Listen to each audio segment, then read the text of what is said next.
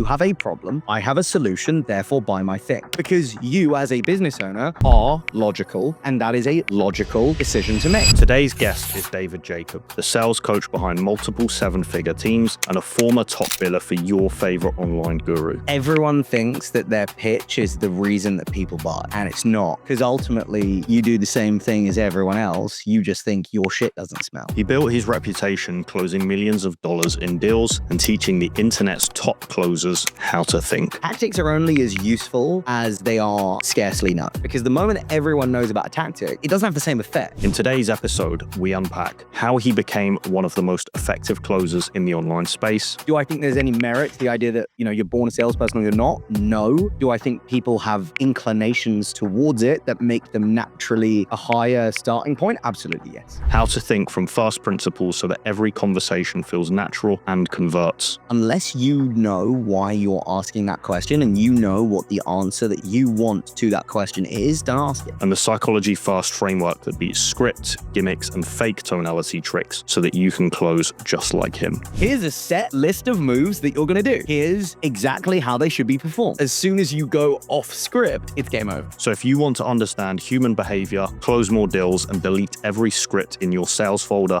then this is the episode for you. David, welcome to the podcast. Good to see you, man. It's good to see you. And I know we have two things that we're going to talk about. So in today's episode, we're going to talk sales and all things kind of marketing, lead gen, and closing. Mm-hmm. And then we'll do a separate sit down on what I think you're kind of moving more towards now, right? Which is more of the mindset stuff. Yeah. Okay. Well, just to get into it, do you mind just giving kind of a brief background, I guess, of your experience, how you got into sales, what you've done in the space, and yes, your approach? So going all the way back, my first ever sales job was in Burton Menswear, which was a really crappy menswear store. Yeah, way back when. This is when I was like 16.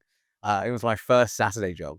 And I probably at the point, I wasn't all that fussed about fashion. It was like, you have to care about it because girls care about how guys dress, but like guys don't really give a shit. But it did kind of start an interest in fashion that ended up kind of carrying me on even to now. But I was one of two lads that worked in an otherwise like all female store. All of the women who were there didn't really give a shit about men's fashion. But it was a retail job. And they had a suit department. And at that time, I'd started watching Suits. And I was just like, Suits are the coolest thing in the world. I was a giant dork when I was a kid, and I definitely still am. But I was like, oh, Suits are really cool. So I took it upon myself to like start like reading suit blogs and like the whole nine yards, like got really into suits. And then because I just knew a lot about suits, when people used to come in to buy suits, I could talk to them and I knew how it was meant to fit and all the rest of it. And I ended up basically spending most of my time like selling suits in this crappy menswear store.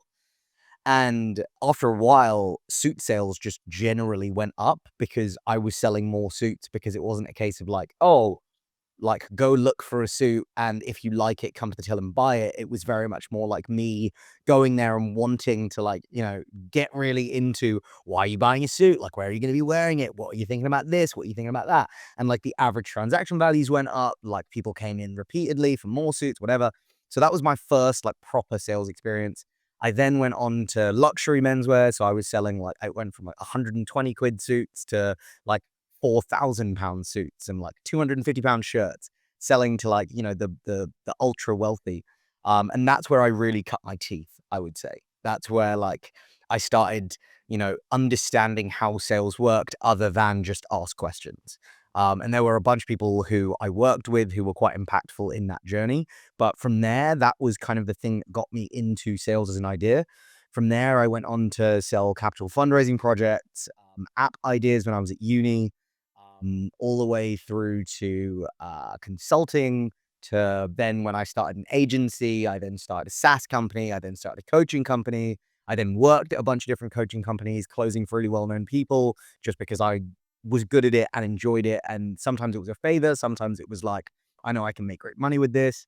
And then for the last, I would say 3 or 4 years, I've been coaching sales.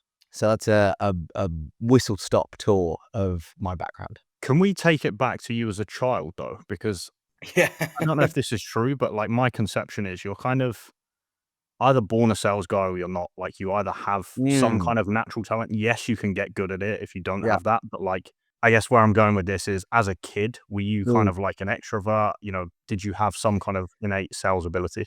Um, so I still vividly remember my first ever sales experience, and I was 4 years old. So my yeah, um, so I don't know whether this is a fabricated memory, i.e., like, my parents or whoever have told me, or whether I still remember it, but I in my mind, I remember it, so it's as good as a real memory. My parents used to do, like, car boot sales, stuff like that, so, like, garage sales or similar, and, we had gone to do this car boot sale, and I was, like, a tot, like, maybe 4 or 5 years old, and my parents tell me this story about me basically, like, bringing someone back over to the like, I'd gone out exploring and had brought someone back over to my parents to, like, buy this thing, and they were like, "We don't know what they want," and I was like, "Oh, it's this thing," and blah, blah, blah, blah, and I'd basically just, like, sold on some of my old toys to, like, this parent and child. So, like, have I got the gift of the gab? I was told that as a kid. My secondary school history teacher told my parents on parents' evening that if David gets a job where he gets to talk, he'll be exceptionally successful. If he has to get a job where he has to write, he will fail. And I wrote 2 books, so I guess fuck him. But either way, yeah, like I've been told since I was a kid that, like, I'm a talker, I'm an extrovert, all the rest of it. So do I think there's any merit to the idea that, you're born a salesperson or you're not? No. Do I think people have inclinations towards it that make them naturally have a higher starting point? Absolutely, yes. Okay. And for reference, we have worked together kind of on the sales side. Yeah. I've gone through kind of other coaching, and, courses and stuff. One thing that stood out to me from kind of day one was your approach to sales is psychology based, right? Or, very different to the kind of normal script based stuff that most people are Mm, preaching. yeah. Can you just talk to that and kind of, I guess, also where that came from? Yeah, so I guess where it came from is probably a simpler answer, so I'll start there. I have always been interested in psychology since I was probably about 14 or 15. Um, I was like a kid that my parents encouraged me to read a lot, so I was reading since I was like, a tot. We have a bunch of books at home, but I used to get my books from the library. So when there were no library books to be read, I was kind of at a loss because the only books left, genuinely, and I mean this, encyclopedias and like random tech books that my dad used to pretend he read, and he didn't because he's super dyslexic, so he never used to read anything. But we had this kind of like odd, eclectic collection of books, and one of them was Persuasion by James Borg, not by Cialdini. And I picked it up when I was about 15, and I'd always kind of had an ability to read people and understand people, but this was the first time that it was, I guess, contextualized within the idea of persuasion or learning about the topic versus it just being some kind of innate characteristic. And from there, I was like, okay, I like this. I'm going to keep reading about it because that's all I knew what to do, right? Like anytime I was interested in something, I just read about it. So I started reading all of the classic, like pop psychology, self helpy type books. And that kind of fostered a love for it. But when I was working my consulting job, I hated it after the first 6 months. So I was just looking for other things, and the parent company of the consulting company that I worked for had a sister organization that was basically behavioral science focused, and that's where I wanted to be. That's what I wanted to be doing. All of this love for psychology my entire life, that was the application of it. That's what I wanted to be doing. And I asked for the transfer. They said no. So I was like, well, okay, I guess I'm kind of fucked. What do I do next? So I went to I was listening to the Modern Wisdom podcast, funnily enough. A mate of mine had been on it, and then I ended up just kind of carrying on listening to other episodes. And one of the episodes that I listened to were these 2 guys based out of San Francisco, called Matt Johnson and Prince Guman. And they set up this, fairly nascent field. They didn't set it up. That's a misnomer. They were part of a nascent field called neuromarketing. So it's the application of behavioral science and neuroscience to marketing, and they called it neuromarketing. And there's probably about 10 people at that point who were doing it and doing it well. And I listened to this podcast and I was like, this is amazing. This is exactly what I'm doing. And because, again, continuing the trend, I was a giant dork, I decided to summarize this on Twitter. I had a mutual connection with Chris Williamson. He retweeted it. Chris saw it.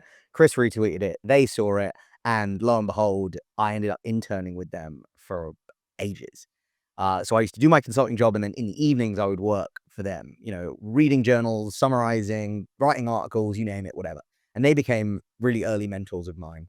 And I was lamenting to one of them about my job and how much I hated it. And they were like, just quit, start your own thing. Like, you don't like it that much, you just leave. And I was like, yeah, but like, what am I going to do? Like, my 3 to 5 year plan is I want to, set up my own neuromarketing consultancy, like, once I'd learned enough. And they were like, there are like 10 people on the planet that know as much as we do. You've interned with 2 of them for this amount of time. Like, you know way more than the average person does. Just go do it. So I took that advice. I didn't get into neuromarketing, but the one thing that I did understand was sales because I'd done it for so long. So I said, okay, well, what if I codified everything that I understand about sales, like, psychology and persuasion, that first book for me did? And what if I looked at it through a psychology lens like they're doing with marketing? What if I kind of intertwine those things and tried to find the first principles of everything that I know works from everything that I've ever done? Okay, cool. And then that's kind of where my psychology as the lens of sales came from. Okay. This is a weird way of explaining it, but it's the best way that I've found to understand it.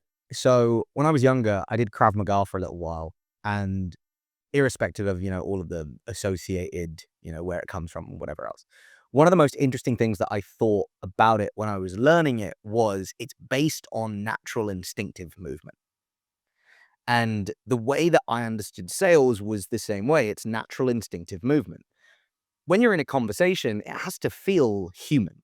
It has to be based on how the human brain works. It has to be based on how natural conversation works. And anything that feels alien to either of those things is either going to be really difficult to learn or ineffective on the receiving end. So what I tried to do was say, okay, well, what are the first principles about how people think? What does this psychology say? What are the first principles from how people act? What does our psychology say? Okay, well, how do we align those two things? So what I want, i.e. from this person, how do I give them that using psychology? And then it was, how do I teach that based on the psychology that I understand, that I know works? Okay. And that's kind of quite basic, right? I mean, it sounds simple, yeah. But this is one of the things I've kind of got from you is it is quite simple. And it's just kind of stripping away a lot of the bullshit, for want of a better word, right? Yeah.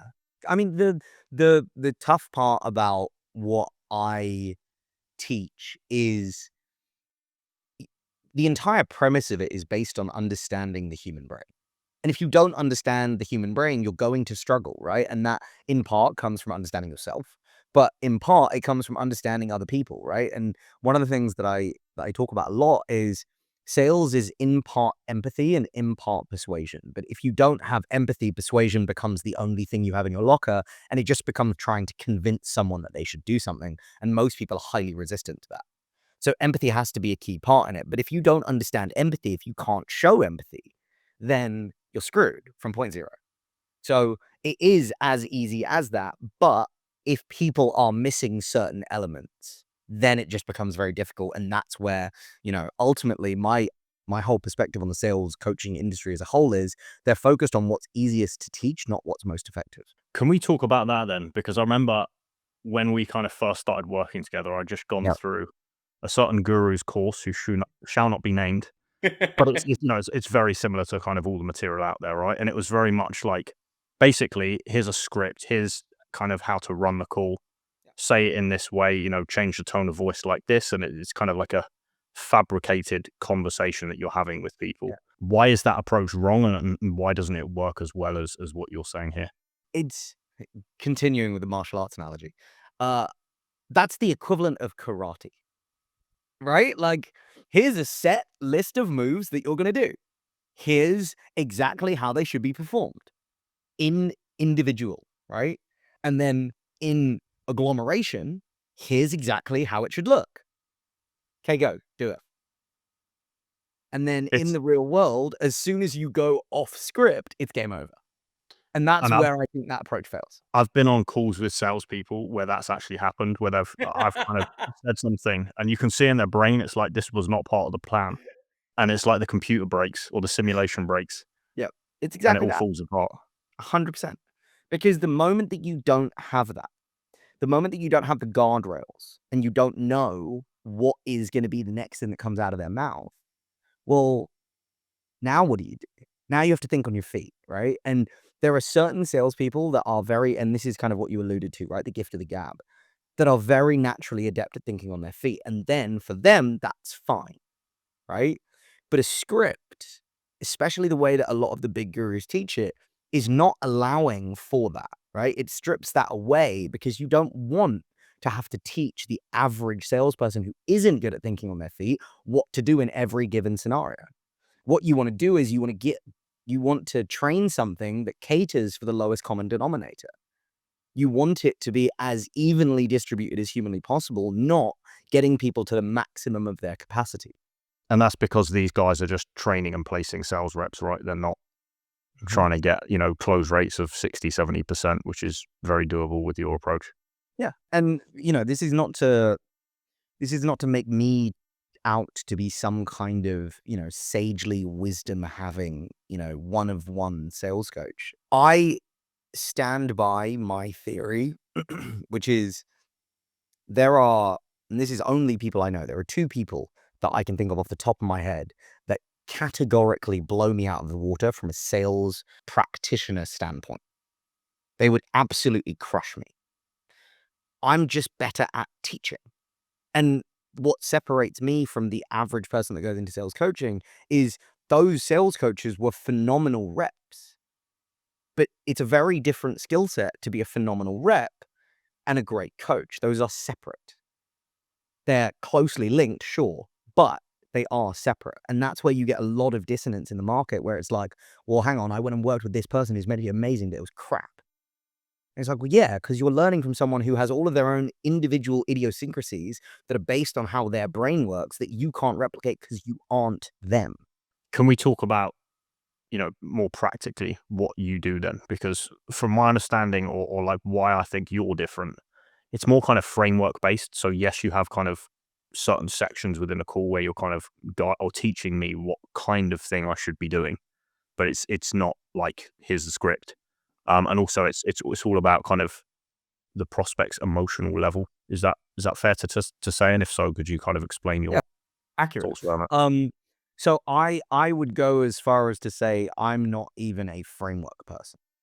I'm even less structured than that, right? So, I mean, you remember from when we did it, like I basically said there's 4 parts of the call. You have to take them on an emotional journey.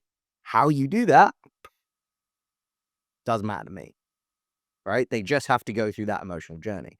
And I think for a lot of people, scripts and frameworks have become basically interchangeable words. And I think that's why I've tried to stay away from it. Um, I think over the last, I would say 2 to 3 years, there's been this big move away from scripts, right? Script-based selling became a buzzword that no one wanted to touch with a 10-foot pole.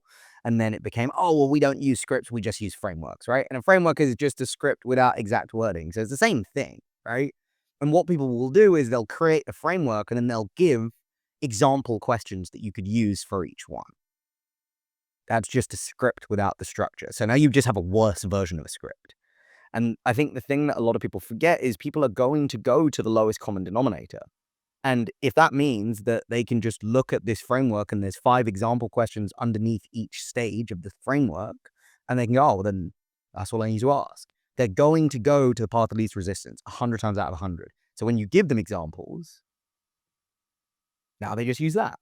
So whenever I give examples, I try and make them as left of field as possible so that you'll never be able to use my exact wording. Even if I can get you to think by like an extra 10, 20%, that is going to get it in your brain way more than me giving you an exact example for the exact thing that you're selling to the exact prospect that we're talking about, right? I need to make it out of left field so that your brain knits that together itself. Okay. I think the reason the framework's kind of more stuck out for me is because before we spoke, I was basically doing zero discovery. So that was kind of like a framework or a section of the call that I had to kind of add in. Yeah. Is that common with, obviously you work with a lot of agency founders, is that very common? So I would say yes and no. I think if you asked me 3 or 4 years ago, the answer was absolutely yes. I think anyone that's been on the internet for any period of time now kind of has gotten it into their heads that, "Oh, wait, I have to do discovery." Now, the quality of discoveries varies drastically. That would be like, it's the almost like the market, like, progression curve or, like, the stages of awareness, right? People have gone from unaware to now problem aware. They know they need to do discovery, they just don't really know how to.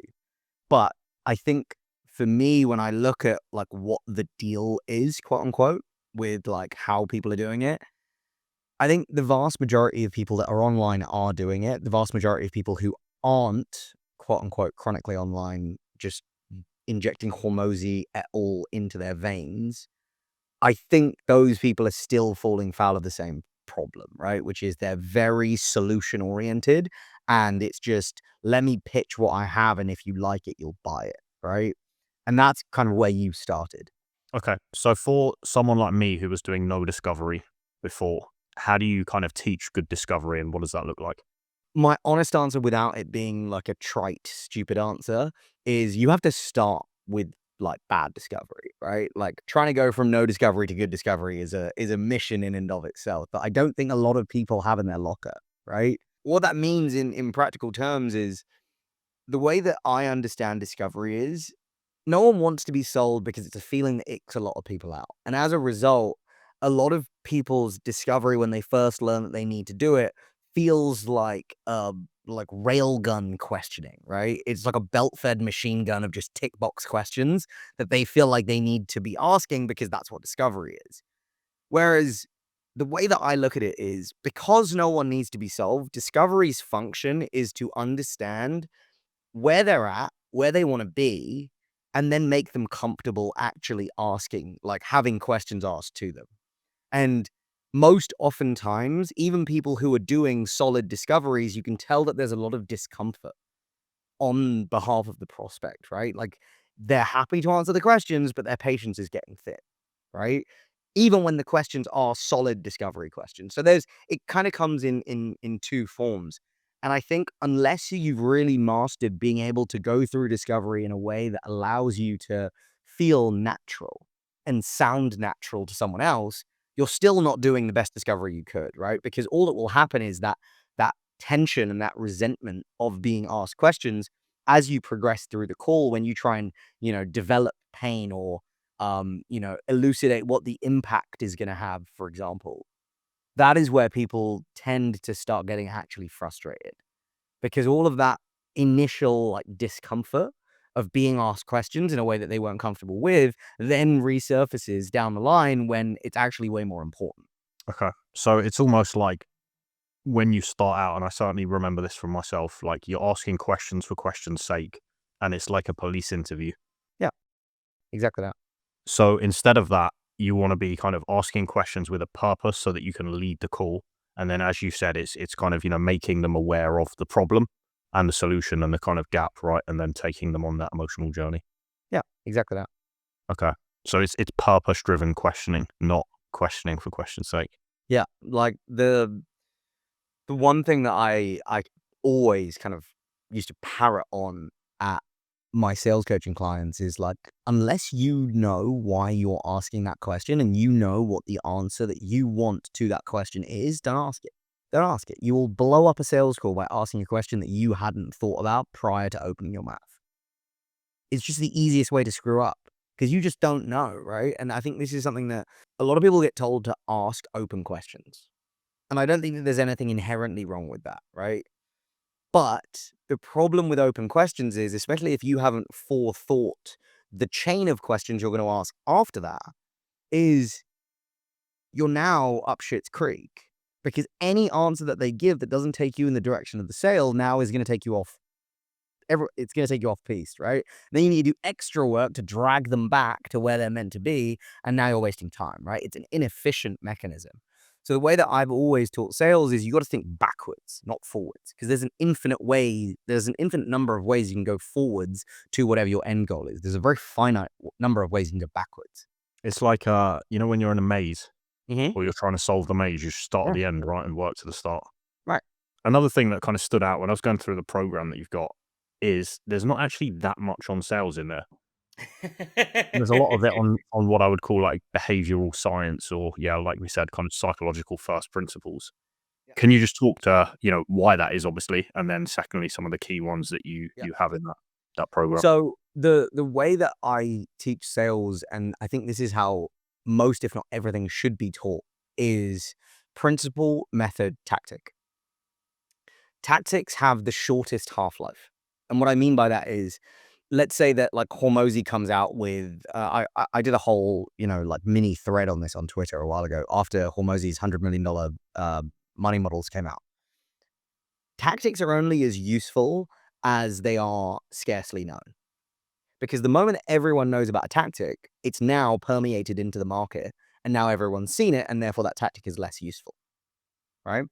So you see this a lot in, so for example, um, one of the big things that came out of like psychology research and probably the, I don't know, maybe like the 2000s was psychological pricing. So prices ending in 99, like 2.99 was perceived as cheaper than £3, even though it's a penny different, right? Well, now that's everywhere. So you kind of don't really have this, it doesn't have the same effect, right? Versus when it first came out. Well, there's been a shit ton more pricing psychology research. So like now it's about, which direction do the numbers face? That has an impact on, buyer psychology. So you can go down the rabbit hole with any of these things. But for me, when you're operating on a tactic level, that thing is constantly decaying over time to the point of non-use.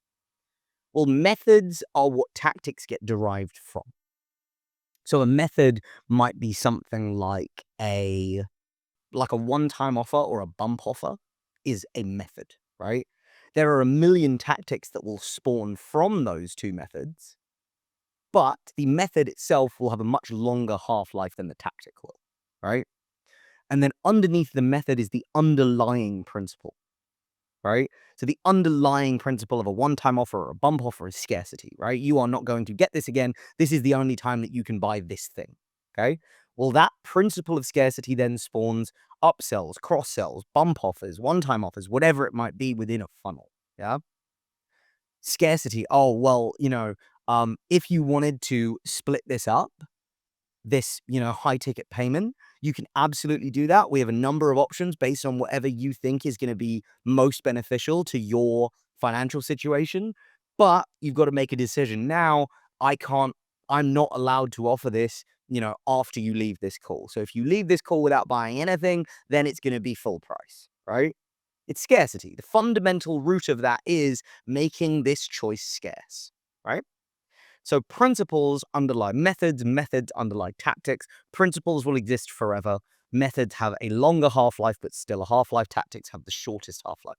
So what I tried to do in my sales coaching was I want to teach the principles, because the principles mean that you don't have to go and relearn something down the line.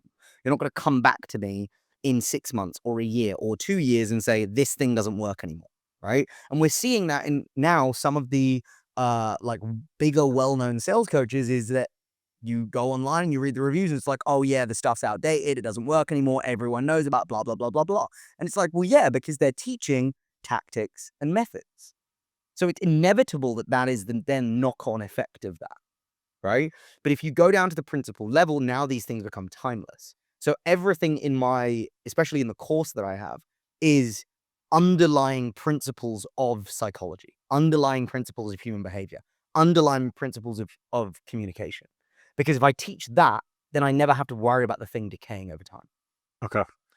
I believe at one point you were kind of training like beginner sales reps. Is Hmm. that correct, first off? Yeah. Okay. If someone is kind of new to the space and is, just getting started with sales, do you still think they should start with this? And I guess where I'm kind of coming from with this is I almost feel like it's easier to start off learning the script, getting the reps in with that, and then you see the pitfalls of that and then learning your kind of method. Yeah. Would you So agree with that, or what would you say completely is the agreed. best way for a beginner? Completely agreed. So within the sales coaching program I had, we had a foundations uh I think it was 6 weeks that they had to go through, where it was like, this is what a call looks like. This is what discovery looks like. This is what this looks like. This is what that looks like. This is how not to be a moron doing all of those things. And then after they'd gone through that, and we knew that they could run a fairly reasonable discovery call that wasn't particularly complicated, it hit all the main points, you didn't have to do any kind of sales jujitsu to do it, then they would progress into this. Do I think that a pure beginner can learn from the stuff that I'm doing? Yes, because it's principle focused, but the problem is they will have nothing to attach that knowledge to. So it will feel like slower progress. That's my honest answer. I think that Okay. if you learn from principles, you will have a much more robust, deep understanding of the thing. That is easier to implement when you have an existing framework or experience to attach it to. That would be how I would describe it. I think especially when you've been in sales for a while, the patterns that you will see become really evident. And what I am doing is explaining those patterns and teaching you how to manipulate the patterns. When you have no basis of anything, what you're learning, it feels like drinking from a fire hose. And it's just like, what the hell do I do with all of this knowledge now? And what you will find is a lot of people really struggle implementing the stuff that I teach because they're just like, I've got so much to think about. But when you're already in a rhythm and it's like, okay, no, don't do this, change this. Don't do this, change that. That's way quicker because you're like, it's fast feedback loops, right? Whereas when you're just starting off, I think it's quite difficult, right? And that's why I've always said, like, I I took from that experience, like me teaching beginners is actually not a smart idea. Like I am too, I think theoretical for a beginner. And that's why we had a beginner's element to it. But even then, I think we probably had maybe 50% of the people that came through were good enough by my standard. Now, the Okay. beautiful thing about this is a lot of those people went on after, they got trained by me and the guy I was setting it up with to go and do amazing things. And they've gone on to make, boatloads of money closing. They're now really successful closers, and I'm so happy for them. I claim absolutely none of that success whatsoever, simply because I think for a lot of them, they were so new that anything I taught them went in one ear and out the other, right? Now, don't get me wrong, do I still get messages from some of them being like, dude, everything that you taught me is so useful now. Like I've made it into blah, blah, blah, blah, blah, whatever. Yeah, great. But like, I can't claim any of that.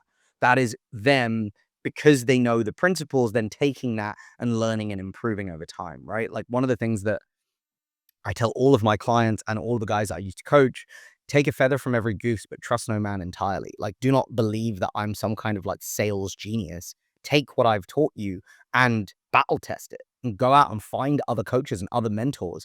And you're going to look at something that I've said and gone, that's fucking stupid. Like, no, I'm going to ignore that and I'm going to do this other thing because that works way better for me. Great, go and do that. I do not need people who are, like blind followers of everything that's ever come out of my mouth because like I'm a person and I get stuff wrong and like it's human. So like I think that there's a big problem with like dogmatic sales approaches where like unless you do it exactly my way, that's a problem. And I think that that is the kind of the overarching lesson that I want to put forward. There are going to be ways that I do stuff that some people will look at and go, I could never do that. Completely agreed. There are going to be ways that other people train that they come from and then come to me and they're like, oh my God, this is so much easier for me. Cool, do that.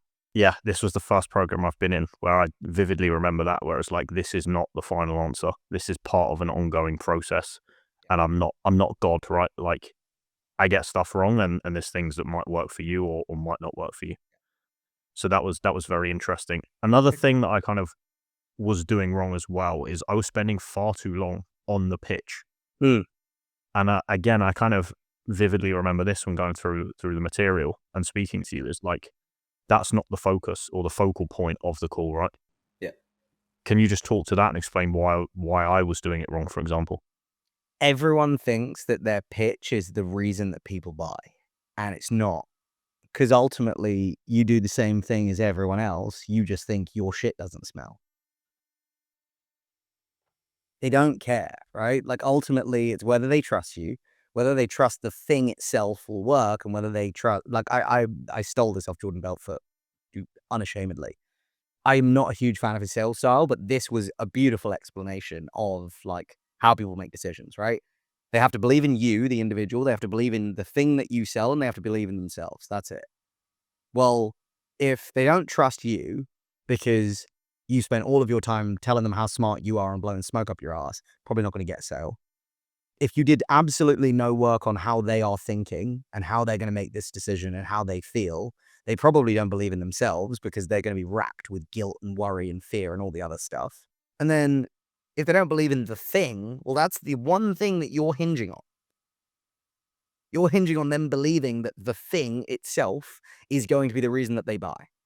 Well, yeah, they might buy. They might not buy from you. So in effect, all you've done is given a really good pitch for someone else. All right? So my whole thesis behind this is your pitch should not be longer than like 2 to 3 minutes. Simply because you're not going to hold their attention. You have so much more value to be extracted from this call that is going to be able to actually drive the sale forward in discovery, in making sure that you understand exactly how they're going to make this decision, in understanding how the business as a functional machine works so that you know what levers you need to pull in getting them to make a decision. What you do is ultimately secondary. If they're in pain, you have a solution. That's why they're on the call, right? So long as you know where they are, where they want to be, and you figure out what's stopping them from achieving that and positioning your solution as the bridge between those two things, that's sales in a nutshell, dude. It's really not that complicated. For sure. One of the other things I was doing wrong that you kind of picked up on straight away is I think you said I was kind of logic closing people or trying to. Can you explain what that is and why it doesn't work? Yeah, so most business owners get into business because they're smart. And that sounds reasonable and logical, right? And everyone kind of immediately goes, "Oh yeah, that's me. I'm smart." Um, but they also think that other people buy because they are smart, and that's not true. People buy for their own reasons, right? And if you don't find out what those reasons are and move them from an emotional standpoint, right? And I don't mean get them, crying on the call. I mean, understand how their brains work and what levers to pull. Then ultimately, what you are trying to do is use logic to convince someone that may not be logical in that moment that you are right and they are wrong. Most people, especially most agency owners, are so focused on the fact that they are smart that they ignore the fact that there's a separate other person on the end of this phone that has to make a decision. And in their mind, it is a logical question. You have a problem. I have a solution. Therefore, buy my thing. Right? Because you, as a business owner, are logical, and that is a logical decision to make. But you miss that there is a human being on the other end of this phone that is not logical. Just because you are does not mean that they are. Because there have been many instances in your life and in everyone else's life where you should have made more logical decisions and you fucking didn't. So why do you think in this moment that this person is going to behave like a machine? They aren't. They're going to behave like a person. So you have to sell to the person in front of you. And that means all of their idiosyncrasies, all of their, individual ways of thinking, all of their priorities and what their goals are and what their fears are and all of that stuff. But that is really difficult to teach. So no one fucking bothers. It's way easier to just tell you to sell the solution. So that was kind of a massive shift for me. And obviously kind of the other stuff we talked about, doing the discovery and so on and not talking all the time changed a lot of my calls. But I'd say the other big thing was becoming outcome independent. And for me, that really Mm, came from like lead flow, just having mm, like other calls booked kind yeah, of flicks a switch in my brain so that I wasn't, you know, desperate almost. And I know yeah. that's one of the principles you teach is more about how to become outcome independent. Can you just kind of talk to that and why it's Yeah. important? So the basic principle, I'm sure most people can context clue their way around it, but the basic principle is when you are focused on an outcome materializing in the way that you want it, you then become very attached to that. So this is where salespeople become quite desperate, quite um the phrase that went around for a while was commission breath, right? You can just tell that that person just needs you to close, right? They're going to say anything, do anything to get the outcome that they want because sales equals money. And to your point, I think it's way easier to become outcome independent when you've got a full pipeline of leads, right? When you get 3 calls a month and you're worried about whether you're going to be able to pay payroll this month, it becomes harder to be outcome independent. I'm not downplaying that. What I'm saying is that when you are outcome dependent, you're more likely to do worse on calls because you feel like in your heart of hearts, you need that to close. The moment that you realize that you don't need that to close because there are so many opportunities, you are going to close them, whether it's now or whether it's later, you become more detached. And that detachment, you can see it and you can feel it on a salesperson. When a salesperson's like, hey man, like, I just want you to make a decision. I don't really care whether you make a decision yes or no, because I know that we've got 40 other calls lined up this month. Hey man, if you want to work with us, work with us. If you don't, for whatever your reasons are, that's okay too. Well, now it's like the push-pull reverses. Now it's like, well, hang on a minute. Maybe I do want to work with you. Yeah. Right? So it's about understanding how that dynamic shift works as well. Because the moment you're needy or you are seen to be someone that will say anything or do anything to get that sale, that buying resistance builds. And now they don't want to buy from you because they feel like they're being scammed. They feel like they're having the wool pulled over their eyes and you're just going to sell them snake oil just so that you can get paid, right? And that's ultimately what people are trying to avoid. Okay, David, I know your experience is, mainly on the sales side, but you've obviously seen a lot of different businesses, right? From kind of agencies that you've coached, info products, agencies and stuff that you've kind of worked with as a sales guy. I want to talk now about kind of lead gen and that side of things. Mm. So firstly, for businesses that are at, let's say, the 7-figure mark, just kind of Yeah. crossing that in terms of annual revenue. Mhm. Typically, if you've seen them have kind of one or multiple main sources of leads, what does that look like? My answer changes based on brand. And what I mean by that is personal brand. I know a bunch of businesses that have done really, really well simply off the strength of the founder's brand and nothing else. And they've gotten to, 2-3 million plus run rates just on brand and brand alone. When you can bring in that many calls based on personal brand, then yeah, you don't really need another lead channel. The vast majority of people do not have that. So if you don't have a really strong personal brand where you're booking, 20, 30 calls a month really consistently from your personal brand, then oftentimes they will have one or two lead sources.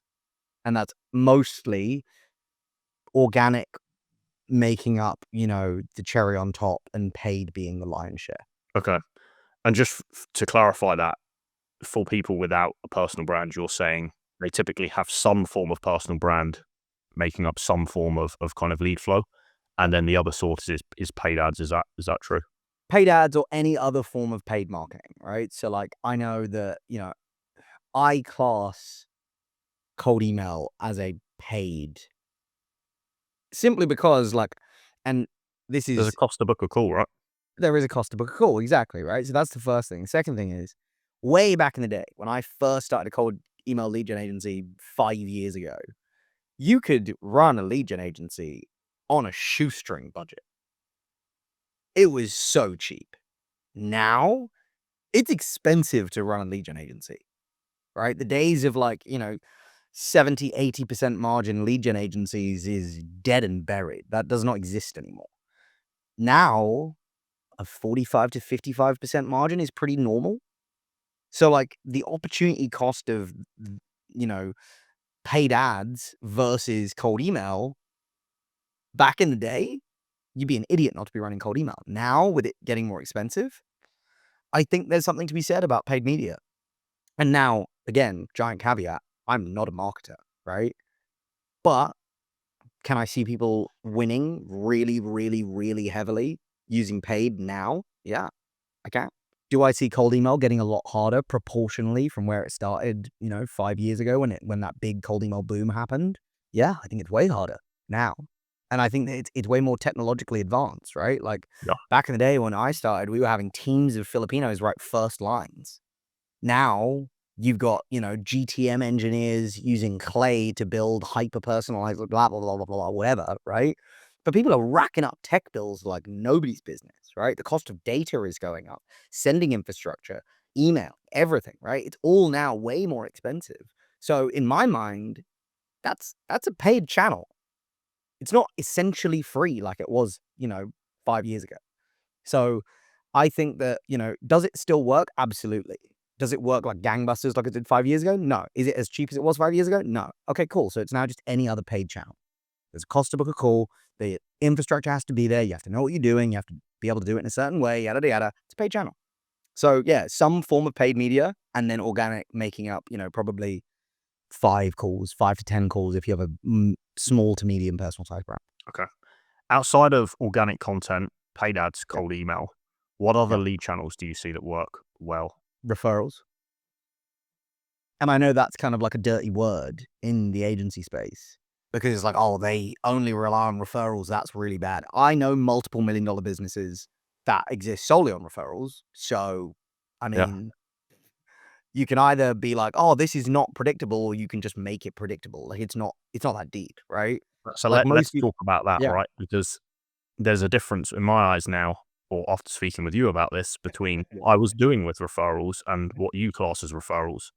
So Mhm. for context, what I classed as referral 6 months ago was just kind of every so often we do a great job for a client and they would have a conversation with a friend and then send me a cold email intro to those guys. That is not what you think a referral is. So could you just speak to your kind of referral system and what you recommend doing? Yeah, so I think that there are 2 prices that your prospects or your customers pay from working with you. One is the literal monetary mechanism, right? i.e., they pay you to do the work, right? That's the obvious one. Well, the non-obvious one that I think a lot of people miss is you now have access to that person's network, so long as you do good work. The caveat here for obviously this is you have to actually be good at the thing that you do, right? No one's gonna refer you if you suck. But if you now do good work, you have a good relationship with that client, you have access to their network. And that network is arguably more valuable than the money that that person pays you every month. Because if you have a client, even on the lower end of agency retainers, if you're paying like 2.5K a month, right? It's not quote unquote major money, right? There are probably other people in your portfolio that pay you more than 2.5K a month. However, all of those people at some point had a cost to acquire that customer. The cost to acquire an agency customer is zero, or a referral customer is zero. So why are you not simply asking for referrals? The answer that I normally get is, oh, well, I don't want to piss off my clients. I mean, the way that you piss off your clients is you do shit work. Do you do shit work? No. Okay, great. Ask them for it, right? Because ultimately you want more clients like the clients that you do great work for and have a great relationship with. Well, unsurprisingly, they're probably going to run in circles with people who you would theoretically also get on with and would also do great work for. So why not just standardize the process? Why not make it into a repeatable process where you actively go out and look for clients like that? How do you find them? Ask your current ones regularly. And then you get into a conversation, well, how do I remunerate them? You don't. Why do you need to? The payment that you're getting is you do great work.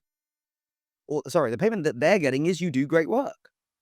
There is no extra payment that you need to give them for referring you. Now, if you want to give them a kickback, yeah, I think that's probably going to improve your relationship. There's no mandate. You don't need to do that. That's a choice. Okay. Final question on lead gen.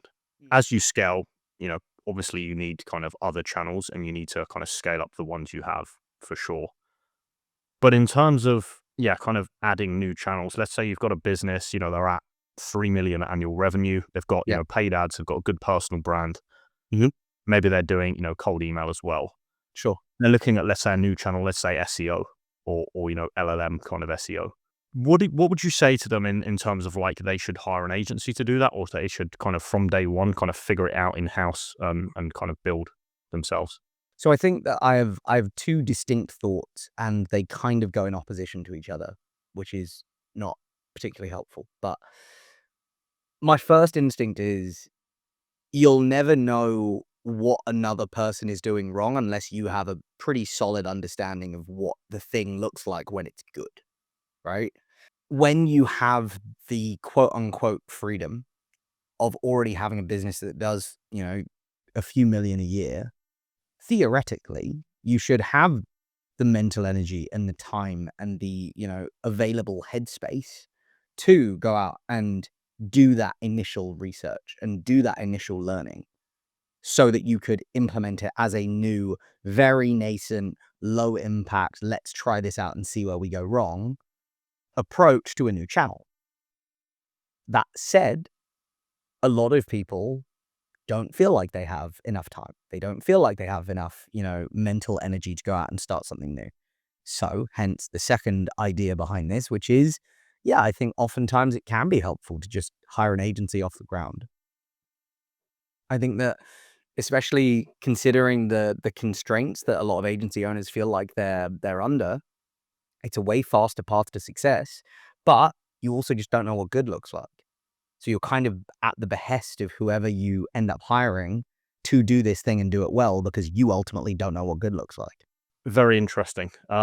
We've obviously talked now about kind of, leads and closing them. The other part of that jigsaw is the offer. Um, so in your eyes, what makes a good offer? So I think there's a few parts to consider within this, right? So like novelty is the obvious one that springs to mind. I think, and again, this is not like a I hate Hormozy monologue.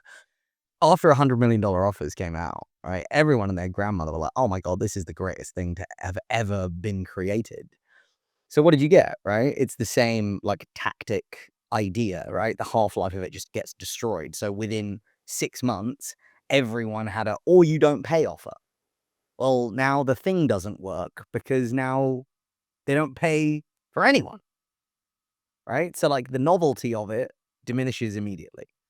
Um, the second part, I think of it as how much buying friction is there for this thing? Because I think you can have a really great offer on the front end that brings people to the call, but if it doesn't do a particularly great job of getting them to close, it's not a very effective offer. It's just a very good marketing slogan or headline. And I think that that is the mistake that a lot of people make is they put together this offer that looks really great on the front end, but either in the closing or the fulfillment, they really struggle to actually get it over the line. And I think that, and again, you saw this with the or you don't pay offers or like the really outrageous claims. Like I saw an Instagram reel recently where someone said, we'll get you 10 million views or you don't pay. And it's like, I mean, don't get me wrong. If you get me 10 million views, I'll fucking pay you. But like, I just kind of don't believe that you're going to be able to do that when my average view count is like 700. Like, I can do the basic math in my head and realize that that's probably unlikely, right? Unless you want to post, what, 200,000 videos? No, that's terrible math. Like 2,000 videos? It's just not going to happen, right? So, like, there is a part of me that's going to go into that conversation and I'm just inherently skeptical, right? What are the stipulations going to be that mean that you're trying to screw me? So, like, oftentimes these outrageous claims or like ridiculous guarantees make the person more difficult to close because you now have to battle the skepticism, right? And then on the back end of it, well, I mean, can you actually do the thing? Because if you can't, then you're just handing out refunds or you're handing out free work or you're handing out whatever, right? So like there's a range of the, you know, how feasible does this offer actually translate to like real life? Like how feasible is it that this thing actually works on the closing side or on the fulfillment side? So that's the second part. And then the third one that immediately like pops to mind is how similar or and this I guess well, I suppose this is kind of related to novelty. Like how similar is it to everything else in the market?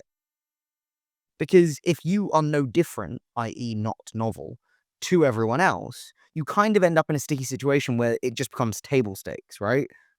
Like what you offer is kind of the same as everyone else, and then it's based on personal brand, or it's based on sales ability, or it's based on case studies, or yada yada, whatever, right? So you kind of just get yourself to like the price or trust floor. Mhm. So those are the big three things I think about. I think what makes a good offer is ultimately the inversion of those three things, right? It's something that plays to your unique fulfillment or sales talents. It's something that is ultimately novel, and it's ultimately something that doesn't show up in the market very often. Okay. For a business that is in a saturated market, Mm. what does a good offer look like? Is it the same as just those three, or what can businesses in that kind of problem area do differently? So I don't think a saturated market is a bad thing. I think that that is, economically, theoretically a bad thing. But within the world of business, I think that that just shows that there's market demand. And I think that that also means that you have a really fast iterative loop because you can research your competitors. You can see what's working. You can see what's not. You can see all of the different, elements of what I just talked about when it comes to a good offer playing out in real time when there's not a saturated market. If you're in a blue ocean, right? Again, going back to competitive theory, like you're the one that has to make all of the mistakes. Yes, there's so much demand that is untapped by competitors, but ultimately you're the one that has to go out and do the learning and do the iterating with absolutely no guardrails. But if you can see that actually there's 90% of the market that are all doing this thing, and seemingly these businesses are growing month on month, that thing works. Go do that thing. Also go test it 5 different other things, but go and do the thing that's working, right? There's no value in being like, "Oh, well, I'm just not gonna compete in this because it's saturated." That's stupid. It doesn't make sense. Final question on the offer side. Yeah. What are your thoughts on intro offers and then kind of upselling people to the main service? And I guess kind of sort of related to that is, should your offer be different for cold traffic versus kind of warm lead flow? I don't think there's anything wrong inherently with an intro offer. I think where people make the mistake is where the intro offer and whatever the secondary offer is don't naturally tie together. I think some people are focused on doing an intro offer because they know that it's the dumb thing that helps them liquidate ad spend or whatever it is. And their only focus is that and not thinking about the upsell on the back end. And I think that's a grievous mistake to make because then you just kneecap yourself. You just do it, a month or two later once the intro offer is done. Do I think that you should have a different offer for cold traffic and warm traffic? No, I think that's a sales problem. Interesting. Can That's you dive into that? fundamentally I think that's fundamentally you can't develop enough trust on a call for someone to want to part with whatever your main offer is. And I think if you could, you wouldn't have this problem. I want to move on now and kind of talk about recruiting and Mm. hiring a sales team and kind of managing those guys. Yep. My first question here is, from a founder's perspective, Yep. what do they need to do, whether that's, building out a system, changing their mindset, whatever, but before handing off sales to someone else, what do they need to kind of have done? You need a significant amount of calls every month. The average person thinks that a sales rep is going to come in and be content with whatever the amount of calls that the founder is taking that they now can't be asked to do. And that is illogical, if not just plain stupid.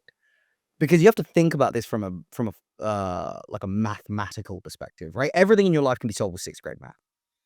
If you're thinking that you currently take 20 to 30 calls a month and you're like, I don't want to do sales anymore. I'm going to get someone else to come in and do this because I have other, focuses or priorities or whatever else. Okay, cool. Of that 20 to 30, how many show up? Well, if 30 get booked, let's say 20 to 25 show up.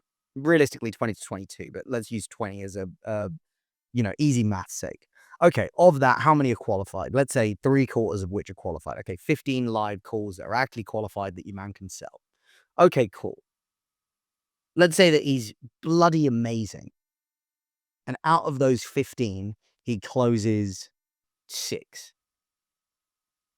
Well, if you're going to pay him 10% of whatever month one is, or let's say you pay him 10% of whatever the first 3 months are, if you want to gradiate it instead of paying them out all at once. If you sell something that's 3 grand and they get 10% of month one, they make $300. 300 times 6 is $1,800. No one is getting out of bed for that, right? It's literally less than minimum wage for most people within the sales industry, right? You can get more as a setter nowadays. Okay, well then the solution is you pay them a base. Okay, cool. Pay them a base. Let's say it's 2K. Okay, so now they make what? 3.5 or just under 4K. Still not a lot of money. Okay, well then you say, okay, well I'm going to pay them 10% or 5% or whatever the number you come up with is month on month the first 3 months. Okay, well now instead of making what $300 total in comp, they make 900, right? So then after 3 months, now if they're closing 6 a pop, they're on okay money, right? They probably net out to about 10-ish K if they're consistent. Okay. Well, that's now table stakes, right? Because no one in online business who's getting a job as a rep wants to be making less than 10K. It's like a weird little like badge of honor that salespeople have. If you're not making 10K a month, you're poor. Well, no one's going to want to work for you unless you can pay them 10K a month. Well, that number is very difficult to achieve when you only book 30 calls a month. When you're booking 50 or 60 calls a month, it's a very different story. Very different, right? Because now using the same maths, okay, well, let's say that, 70 odd percent show up. Okay, so you're looking at what? 7 times 6, best part of 40 calls. Okay, 3/4 of which are qualified. Okay, now 30 calls by the same metrics. If they close between 10 and 12, let's say, even at 300 a month, it doesn't make sense because now they're only making 3.5, 4 grand, right? Okay, well, you now do the same thing and you pay them out month on month for 3 months. Okay, well, now they're making decent money. They'll probably make between 15 and 20. Now you're going to get people out of bed, right? But it's a maths problem that most people don't understand, right? They just go, oh, well, I don't want to be doing sales anymore. Well, that's nice. Have you done the numbers? Does it make sense? Would someone actually want to do this job? And then people's immediate thought goes, well, I'll just go to, some other foreign country where I can get reps who live a worse quality of life and then I can pay them less. Correct. You absolutely can do that. What is the likelihood of you getting the same level of talent? Very low. Very low. Not impossible, but it's infinitely less likely. My advice to everyone, and I stand by this, use a user recruiter. Go through an agency. Because irrespective of all of that, you also now have to have the other issue, which is finding great talent. And that is a skill in and of itself. And especially within, the online business space, trying to find a sales rep is a minefield. It is a minefield. You want someone who actually vets their talent and has some kind of guarantee in place. You want people who are actually going to go to bat for you, finding great talent and placing the right person in the right organization. I stand by go through an organization. That is coming from someone who did try to place reps and it was really bloody hard. Yeah. Really hard.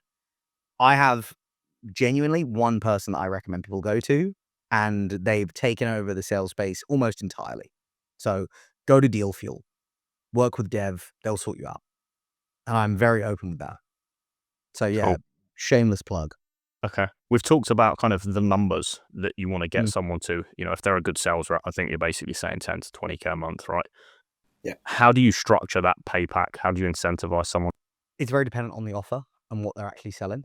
So if you're selling something that's super high ticket, then 10% flat makes complete sense. Then you incentivize them with bonuses and spiffs and all that kind of stuff, right? So, if they close more than X dollar value in a month cash collected, then they get a bonus. If they have a closing rate of more than 25%, then they get another bonus. If they have a blah, blah, blah, blah, blah, blah, blah, blah, right? And you can come up with a million different ways of incentivizing a sales team, especially when most of them, if not all of them, and the good ones are in it to make a boatload of money. It's very easy to incentivize someone with more money. That pay packet, I've found that you can't incentivize setters or SDRs in the same way because it doesn't make sense. They're not in charge of whether a deal closes. They're in charge of getting great leads on the phone and making sure they show up. So comp them for that. The thing that kind of, I don't know, as an agency owner, I have a problem with in kind of hiring salespeople is like, I get everything that you say and it all makes sense if I ran an info product business. Okay. And I feel like, for me, maybe this is a limiting belief, but I want kind of more of a relationship or partnership approach to sales. What do you say to me when I say that? Or When what you would say a to me? relationship or a partnership, what do you mean by that? Like less kind of aggressive sales focus, less of a kind of, commission focused kind of sales of like close anyone at all costs. Are you saying that ultimately if someone comes in to make money on a commission basis, they are going to be more focused on the commission and less on the quality of the clients they bring you. Correct. So yeah, signing people that maybe I as the founder would turn away. Yeah, being too pushy with people when sometimes it might be better to say, come back to us in 3 months, figure out your ads or whatever else. Yeah, and I think that comes down to how are you training your reps? Mhm. Because if, number one, they're poorly incentivized, i.e., they have no incentive to let people get off the call, then you're going to get that, right? Equally, if they are not taught that they are the first line of defense, and this is what I used to tell reps, right? You are the first line of defense between your founder and dickheads. If this business ultimately starts to function worse because of the clients that you let in, it's very clear, right? You can make a very obvious line draw graph at, well, every time insert person A signs clients, they end up being the worst client and they churn after 3 months and all of our resources ended up getting put on this person. I mean, you're going to fire that sales rep pretty quickly, right? They're a net negative to the organization. So I think it comes down to training and ultimately how well can you manage that rep? Okay. David, thank you so much for coming on and doing this on kind of the sales side of your experience and your kind of background. I know we're 100%, going to man. have you back on to talk through mindset work, but yeah, I just Yeah. want to say thank you for doing this. And just to clarify, are you still kind of working in the sales space or are you fully kind of transitioned across? No, I've transitioned out. I'll do some sales stuff for existing sales clients that I haven't said goodbye to, and occasionally for mates and stuff like that. But broadly, it's now fully mindset focused. Okay. But if someone wants to pay me an exorbitant amount of money to come do some sales stuff, I'm still open to it. That's what I was going to ask next. So yeah, if there is someone in that position, where can they find you and how should they reach out? Instagram is probably your best bet right now. So I have some old sales coaching videos on YouTube. I'm toying with the idea of releasing my sales coaching for free. I'm yet to be convinced, but yeah, Wow. yeah, I might put it all out for free as just like a here. This is the end of the sales arc. So follow me along. Maybe you can convince me to give you access in the DMs. So Maybe. I was going to ask, I found that course, like I said, I've done Yeah, quite a few courses. I found that yeah. hands down the best one. I Would you appreciate still that. Thank you. access to that for people or no? I don't know is my honest answer. Just And standalone, right? Like the course is by itself. It doesn't require you, right? yeah, I mean, that's kind of the thing. So, would I? Because I would say it's still kind of unfinished, right? There's still probably 3 or 4 modules that I need to record and put in there for it to be like a standalone thing. Would I do that? I mean, maybe, yeah. But equally, I'm also potentially gonna be releasing it for free, so paying me is just free money for me. Ultimately, if you wanna pay me for it, and then if it gives me an incentive to record the rest of them, then yeah, that's great, but otherwise, just wait. I'm sure it'll come out for free eventually. Yeah. Cool. David, thank you so much. Always a pleasure, mate.